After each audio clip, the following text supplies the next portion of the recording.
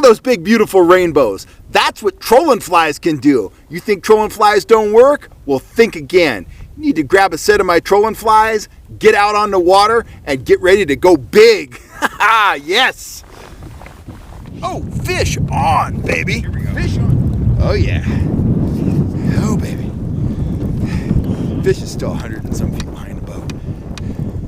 Here we go, here we go, here we go. He's coming up. I'm anxious to see how big he is. Oh, he's nice. Oh, jumping, running.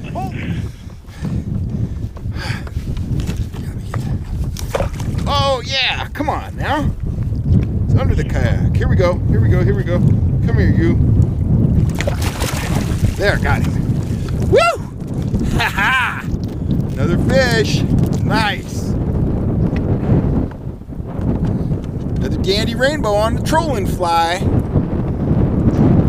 And that went. Okay, we'd seen some fish hitting on the surface. I had 2 bait rods out, so I switched back to the Yozuri minnow plug, and we got a decent brown here. So I'm gonna work my way over here and kind of get the fish up on the shore. I don't have a net, but he's 12-inch brown. He's a nice fish. He's a good start to the day.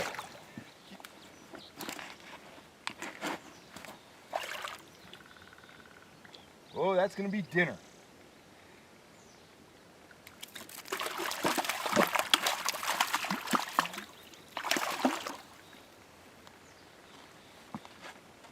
Feisty, but my first trout of the year at French Meadows Reservoir. Beautiful brown. That fish is going home for dinner. All right. See if I can catch another one, but he jumped all over that Yozuri L minnow, a little rainbow pattern. First cast. Awesome. Performance, economy, and rugged dependability. That's what my 7-foot 6-inch trout and salmon rods are all about. To get yours, go to the Fish Hunt Shoot Productions store at fishhuntshootproductions.com. Howdy folks, Kel Kellogg here. Well, I've got a viewer question today from a guy named Ryan Neff, and he lives in Southern Oregon. He's bought a bunch of my gear, periodically shoots me an email, asks me some questions, and I thought this question was particularly interesting. I'm going to answer it in 2 different parts, in 2 different videos.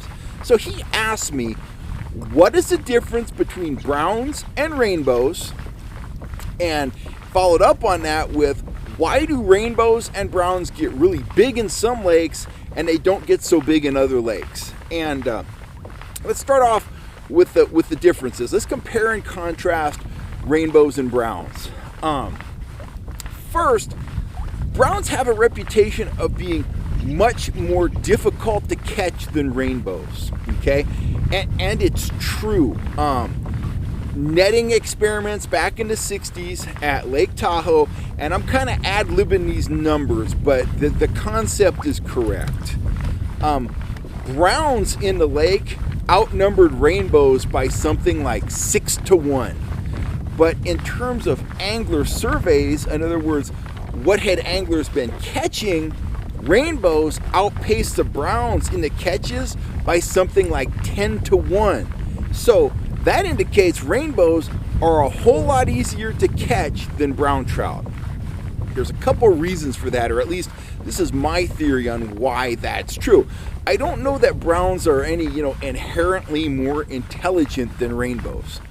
But your brown trout, he is a much longer lived fish than a rainbow. So browns, they tend to feed on larger prey overall, not always, but overall they tend to feed on larger prey.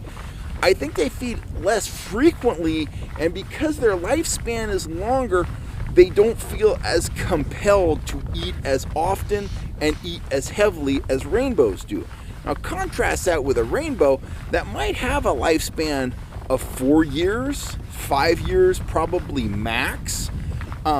They spend a lot of time eating, and that means they're a lot easier to catch. And they also tend to be a lot more opportunistic, and they'll hit a wider range of offerings. Whereas your browns, especially as they get bigger, they are very keyed in on bait fish. They're very keyed in on crawfish. Some waters they key in on insects, but by and large, they are a true predator in that they prefer to feed on smaller fish and crawfish, whereas rainbows, they'll feed on bugs, they'll feed on worms, they'll feed on a number of, you know, kind of targets of opportunity. If they see a bumblebee on the surface of the water, they'll eat that. So that makes them easier to catch. Anytime you got a fish that feeds more and feeds on a wider array of offerings, that's an easier fish to catch. So that is what I see as the primary difference between rainbows and browns, and I think that's why browns have the reputation of being more difficult to catch, and they are more difficult to catch. I mean, the scientific data backs that up. So that answers that question. I hope that answers that question, Ryan. I will be back here real soon to do part 2 of this video, and we'll talk about why trout in some lakes, you know, get really big, and why trout in other lakes, you know, not so much. So anyway, thanks for the question. I hope that helped Ryan out. Hope that helps, you know, several guys out there out. If you're looking for trout gear, you know where to go. FishHuntShoot.com. Check out my store. It's chock full of trout gear, flashers, rods, reels, spoons, the whole 9 yards. The stuff you see me fishing here on the channel. Great gear at a very fair price. And please don't forget to subscribe. We got about 3.1 million views, and we are inching up on 11,000 subscribers right now, and none of this would be possible without you guys. Anyway, thanks a lot. I'm Kel Kellogg. I'm on the troll here, and I am signing off.